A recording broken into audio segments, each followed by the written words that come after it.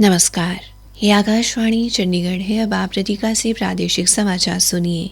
राष्ट्रपति द्रौपदी मुर्मू और प्रधानमंत्री नरेंद्र मोदी ने दशम पिता गुरु गोबिंद सिंह जी के प्रकाश उत्सव पर शुभकामनाएं दी हैं। सोशल मीडिया पोस्ट में राष्ट्रपति ने कहा कि गुरु गोबिंद सिंह जी ने अदम्य साहस और असाधारण बुद्धिमत्ता से लोगों को धार्मिक जीवन जीने के लिए प्रेरित किया।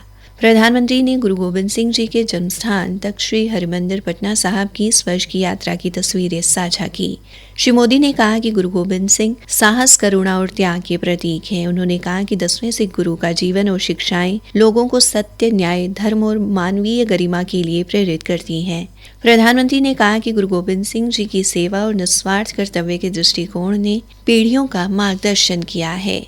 केंद्रीय यांत्रिकी एवं सूचना प्रौद्योगिकी मंत्री अश्विनी वैष्णव ने कहा कि भारत इलेक्ट्रॉनिक्स निर्यात में 7वें स्थान से ऊपर उठकर 30वें स्थान पर पहुंच गया है। श्री वैष्णव ने सोशल मीडिया पोस्ट में भारत को विश्व का दूसरा सबसे बड़ा मोबाइल निर्माता देश बताया। उन्होंने कहा कि इलेक्ट्रॉनिक्स विनिर्माण में भारत का आगे बढ़ना प्रधानमंत्री नरेंद्र मोदी के व्यापक पारिस्थितिकी तंत्र विकसित करने के दृष्टिकोण से प्रेरित है। श्री वैष्णव ने कहा कि बड़े पैमाने पर इलेक्ट्रॉनिक्स विनिर्माण के लिए PLI योजना से 13,475 करोड़ रुपए से अधिक का निवेश आकर्षित हुआ है और 9,80,000 करोड़ रुपए मूल्य का उत्पादन किया गया है। उन्होंने कहा कि इस योजना से पिछले 5 वर्षों में 1,30,000 से अधिक रोजगार सृजित हुए हैं। इससे इलेक्ट्रॉनिक्स क्षेत्र में विनिर्माण, रोजगार और निर्यात को बढ़ावा मिला है।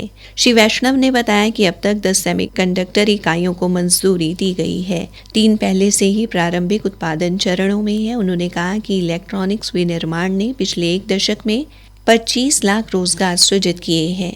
उन्होंने ये भी बताया कि सेमीकंडक्टर और कंपोनेंट विनिर्माण के विस्तार के साथ रोजगार सृजन में और तेजी आएगी।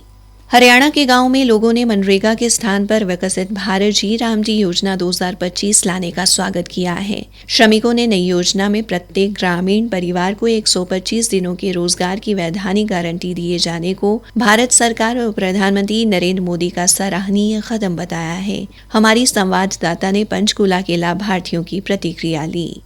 मेरा नाम नरेश कौर है। मैं भदौर के रहने वाली हूँ। मेरा जॉब कार्ड है। तो भारत सरकार ने हमको पहले 100 दिन का काम दिया था, 25 दिन और बढ़ गए हैं। तो मैं भारत सरकार का दिल से धन्यवाद करना चाहती हूँ। मेरा नाम रजनी है। मैं गाँव रेहोड़ ब्लॉक बरवाला की रहने वाली हूँ, जिला पंचकुला। मनरेगा में जॉब कार्ड बना हुआ है। पहले मुझे 100 दिन का रोजगार मिलता था, अब सरकार ने मुझे 125 दिन का काम दिया है।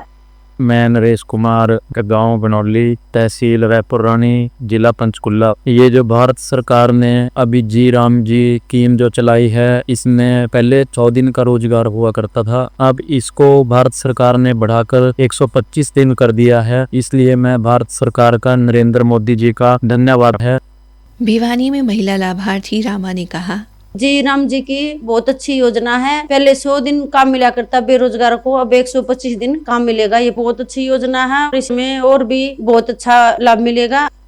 नए अधिनियम में जॉब कार्ड व सोशल ऑडिट के जरिए पारदर्शिता सुनिश्चित की गई है। ये अधिनियम ग्रामीण भारत की तस्वीर बदलने वाला एक क्रांतिकारी कदम बताया जा रहा है।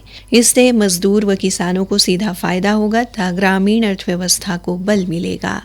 केंद्रीय महिला सशक्तिकरण एवं बाल विकास मंत्री अन्नपूर्णा देवी ने कहा कि बच्चे ही देश का भविष्य हैं और विकसित भारत के निर्माता हैं।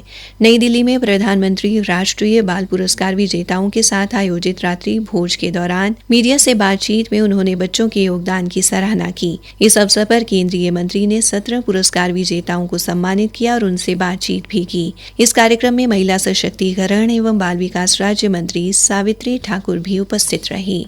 सोनीपत पुलिस ने गांव सलीमपुर ट्राली में आंगनवाड़ी वर्कर की लूट व हत्या मामले में जांच के लिए विशेष टीम गठित की है।